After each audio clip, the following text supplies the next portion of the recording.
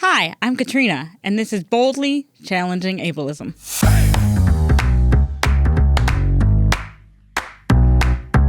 I'm your host, Katrina Simons. I'm the Community Program Specialist at the Institute on Community Integration at the University of Minnesota. This program explores various topics that impact people with disabilities in our community. Each episode addresses a different aspect of our society within the context of ableism. Ableism is the prejudice that stems from the belief or belief system that assumes someone is less capable or less worthy because of a real or perceived difference in ability or function. On this program, we hope to answer some questions you may have been afraid to ask, or maybe some you didn't even know you had. Thanks for joining us. I hope you enjoy the conversation.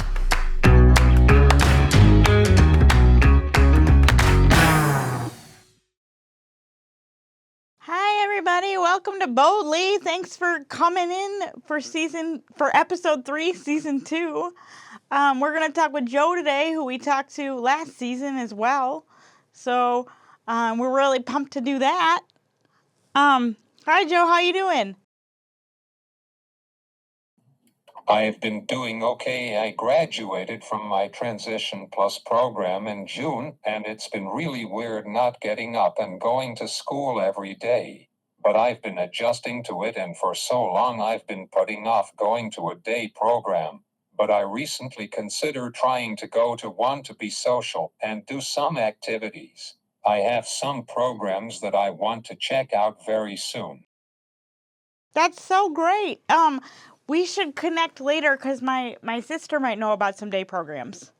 She works she works with more, so she might have some good ideas for you. So we'll be in touch later about that.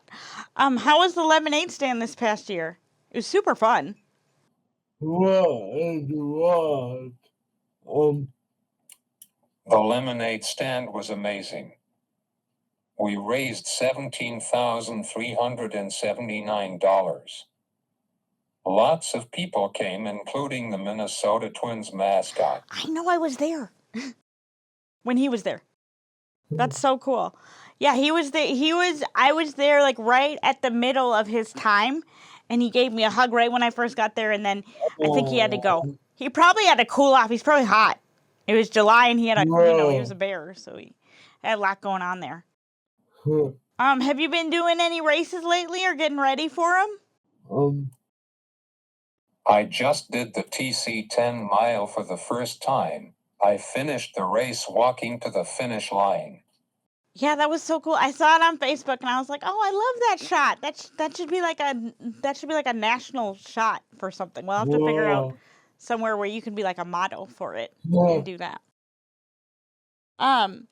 You've recently been posting a lot on Facebook about your mental health journey. Can you share with us a little bit about that? There have been really dark and heavy moments in my journey. Moments where I didn't feel understood by anyone. Moments where I didn't know how to express everything I was holding inside, not because I didn't feel it, but because people weren't listening. There were times I felt trapped in my own thoughts, my own body, and my own pain. And that kind of loneliness hits differently when the world already sees you as different. Being treated like a child, talked down to, or not taken seriously has damaged my mental health in ways people don't realize. When adults around you act like your real feelings don't count, or they assume you shouldn't have hard days because you should be grateful, it teaches you to hide your pain. I learned early on that people were more comfortable with the version of me that made them feel good, not the version that was hurting. And that silence built up inside me. I've gone through very difficult mental health periods, heavier and more confusing than people know. Times when everything felt like too much. When my emotions took over, and I felt out of control on the inside. Times when I was mentally exhausted from fighting to be understood. Times when the physical challenges of my disability made the emotional struggle even heavier, because I didn't always have the same outlets or coping options that others do. When your body has limits, your mind can spiral in ways that feel suffocating, because there isn't always a release valve. There were days when I felt stuck with my thoughts, stuck with my feelings, stuck with the weight of trying to hold everything in. Days where I felt like I was disappearing on the inside because no one saw what I was carrying. Days where I couldn't find a way to explain the storm that was happening inside me. That left me feeling lost, scared, and completely alone. People don't talk enough about how mental health and disability connect. When you live with a disability, everything is more complicated. Your emotions, your coping, your relationships, your identity. When communication is harder, the pain has fewer places to go. When others don't see your emotional pain, it starts to feel like maybe your pain doesn't matter. And that can break you down slowly, quietly, and invisibly. For a long time, I didn't have the support I truly needed. I felt unseen in spaces that were supposed to help. I felt misunderstood, dismissed, or told to be positive instead of supported in my reality. I needed help that understood both disability and mental health together, and not having that made the difficult periods even more overwhelming. But through all of that, through the dark moments, the silenced feelings, the confusion, and the internal battles, I've learned something that has become a turning point for me. My feelings are real. They are valid. They deserve space. I don't have to hide the hard parts or pretend to be the happy disabled person to make others comfortable. My mental health journey has been painful, messy, complicated, and honestly really hard at times, but it's also been a journey of finding myself again, piece by piece. I'm still on that journey.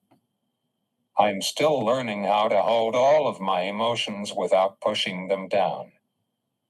I'm still learning how to show up as the real me, not the version the world expects.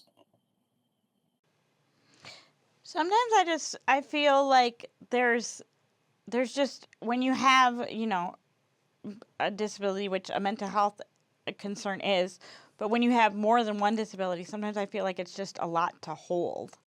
And I feel like a lot of times people sort of don't understand that until we tell them, or feel like there's a lot of pressure to only have like one thing going on at a time, but a lot of times there's both, and it's just heavy, and it sounds like you've been maybe going through some of that.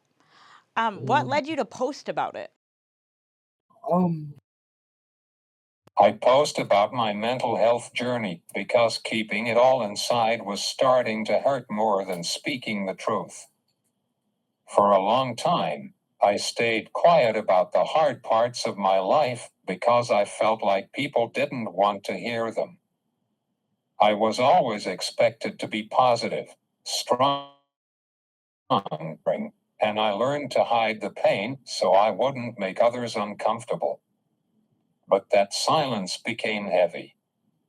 It started to feel like I was carrying a secret version of myself that nobody really knew. I reached a point where pretending I was always okay just wasn't honest anymore. I needed people to see the reality behind the smile, the part of me that struggles, breaks down, feels lost, and battles with emotions that are intense and overwhelming. Posting about it was my way of finally letting myself be seen as a whole human, not just the happy version of me people preferred. I also posted because I was tired of feeling alone in my own feelings. When you go through dark or confusing mental health moments and no one seems to understand, you start to believe you're the only one who feels that way. Sharing my truth was a moment of saying, "This is my reality, and it deserves to be acknowledged." It wasn't about being strong, it was about being honest. It was about finally giving my pain a voice after years of staying quiet. In the end, I posted because I needed to breathe. I needed to stop holding everything in. And I needed the freedom to exist as myself, not just the version people expect. It sounds like you had a lot of pressure on you, and I just wonder if the things that you've learned from your journey with cerebral palsy were helpful at all in your journey with mental health.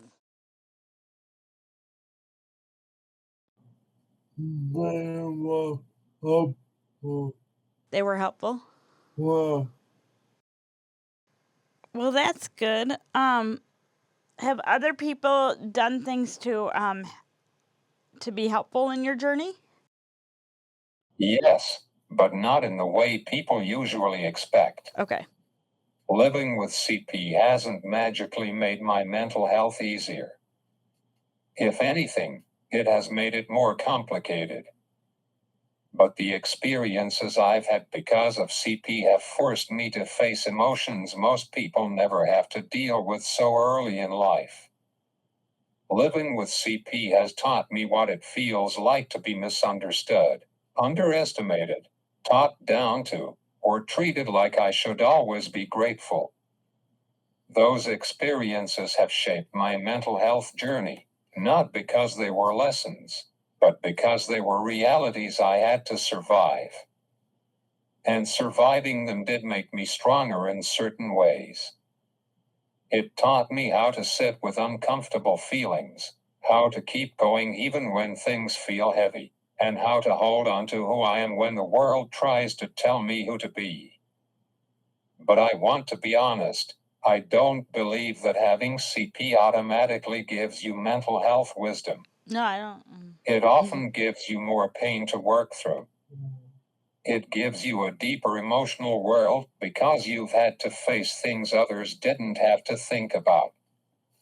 If anything helped me, it wasn't the disability itself, it was the inner work I had to do because of how people responded to it. So yes, some of what I've learned from living with CP has helped me, like resilience, emotional depth, knowing myself, and understanding that pain doesn't make me weak. But it didn't come from a place of CP as a gift. It came from struggle, from hurt, from having to grow up emotionally in ways most people never see. Mm-hmm. And what have other people done that has been helpful to you?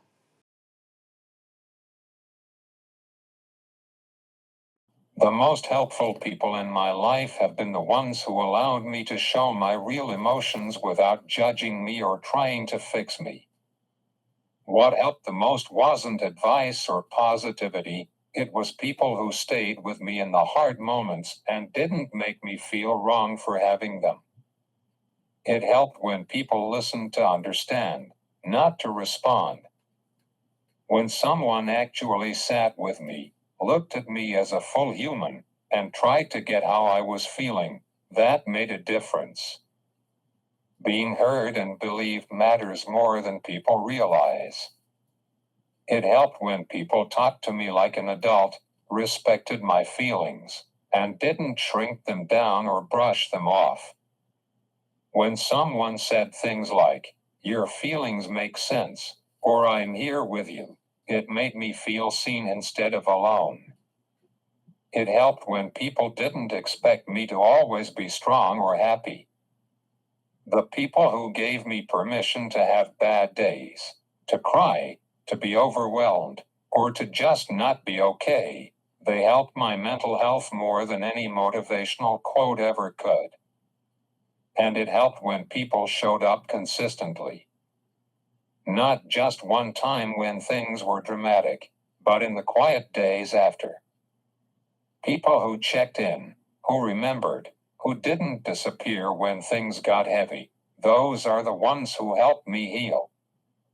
The truth is, The most helpful thing others have done is accept all of me, not just the cheerful or inspiring parts, but the messy, emotional, complicated parts too. I I feel like sometimes like the greatest gift we can give ourselves is to be authentic and to not cover up all those messy parts. And I feel like learning that is like a really important part of growing up and Whoa. and it comes at different times for everybody. It's Yeah. really dark. Yeah. You've recently also been posting a lot about your journey with the Christian faith. When did that start? My journey with God grew throughout my struggling. It formed in the middle of the emotional weight I was carrying, when my mind felt crowded with thoughts that wouldn't slow down and feelings that didn't have a place to go. It grew during the times when life felt confusing and heavy on the inside, even when I looked fine on the outside. I didn't have a map for it. I didn't have the right words. It grew simply because I needed somewhere to the pain I had been holding in for so long. I needed something steady to hold on to when everything inside felt like it was falling apart. There were days when I woke up with a heaviness sitting on my chest that stayed with me through the whole day.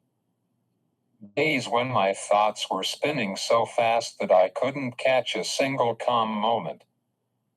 Days where I felt like I was silently collapsing on the inside, while everyone around me assumed I was okay. It's a specific kind of pain to look like you're holding it together, while inside you're fighting not to break. I felt misunderstood, unseen, and emotionally worn down from pretending I was fine when I wasn't. I held so much inside that it started to feel like I was disappearing under the weight of my own mind. My journey with God grew in those hidden places. I didn't come to God with strength. I came with exhaustion. I came with hurt that I didn't know how to explain. I talked to God through tears that came without warning. Talked through silence when I had no words left. I talked through the kind of hurt that made it hard to breathe. I came to God with honesty about how much was going on inside me. The fear, the confusion, the loneliness, the pressure of trying to hold everything in. There were moments when all I could offer God was the feeling of I don't know how to handle this anymore. That was real, and that was enough for God to meet me there. My journey with God grew through the dark emotional nights when everything felt too loud in my mind. The nights where I felt stuck with thoughts that scared me, or weighed on me, or made me feel lost inside myself. There were moments where I didn't feel safe with my own thoughts and didn't know how to calm my mind down. In those moments, I reached for God, not because I was confident, but because I didn't know what else to do. It sounds like you found a really strong faith in all of this and that you feel very supported by your faith. What led you to post about it? I started being more open about my connection with God because there came a time when staying quiet about it felt like I was hiding the most real part of what was helping me stay alive on the inside. For a long time, my relationship with God was something I kept to myself. It wasn't something I talked about, not because it wasn't real, but because it was tender, personal, and growing inside places of hurt that I wasn't ready to show anyone. God was with me in moments nobody knew about, the moments when my mind felt heavy and my heart felt too full of things I didn't know how to say. It was private because it was the only place I felt safe enough to be fully honest. But there was another reason I stayed quiet for so long. I was scared. I was scared people wouldn't understand. Scared they would judge me, think differently of me, or twist what God meant to me into something it wasn't.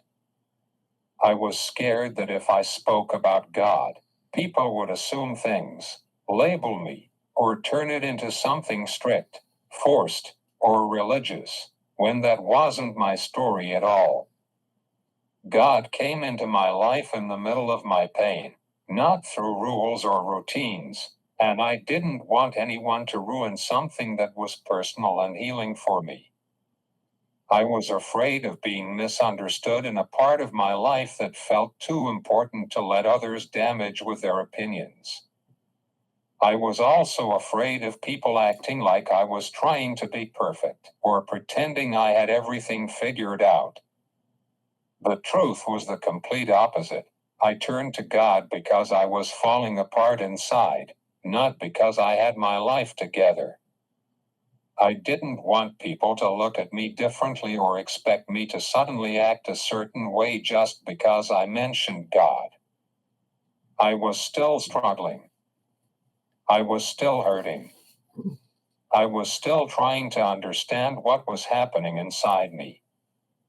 Talking about God felt too vulnerable, like handing someone a piece of my heart and hoping they wouldn't drop it. But as time passed, something inside me started to change. I began to feel the difference between how I used to face my internal battles alone and how I faced them with God beside me. I noticed I wasn't breaking in the same way anymore. The darkness that once swallowed me whole didn't pull me under as fast. The emotions that used to take over began to have moments of peace in between. The thoughts that once terrified me didn't control me as strongly. And I knew that change wasn't coming from me trying harder. It wasn't coming from others suddenly understanding me. It was coming from God quietly working inside my heart and mind in ways I couldn't explain to anyone. We live in very heavy times right now, and your answers are reflecting that. What do you do to stay grounded? What helps me stay grounded in these scary times is God, over and over again. God. Well, it sounds like you found a really solid support in your faith, and we're happy to hear that you found a solid support in this kind of challenging time of life where you're kind of looking where to go next. I hope that you find a day program that suits you, that you like going to, and that you really find that socialization that you are looking for. And I'm wondering too if you've ever considered going into some type of clergy. You sound like you have a good message to share and like you want to share it with a lot of people. So thank you so much for joining us, Joe, and we're wishing you well and as you try to find your next steps in life. And we're hoping to hear about the next Joe's Lemonade stand. And we're happy that you're feeling good and like you can talk about the things you believe in. Thanks for joining us on Boldly, and we hope you have a great start to winter here. Boldly, Challenging Ableism is a co-production of AM 950, the progressive voice of Minnesota, and the Institute on Community Integration at the University of Minnesota. For more information, please visit ici.umn.edu.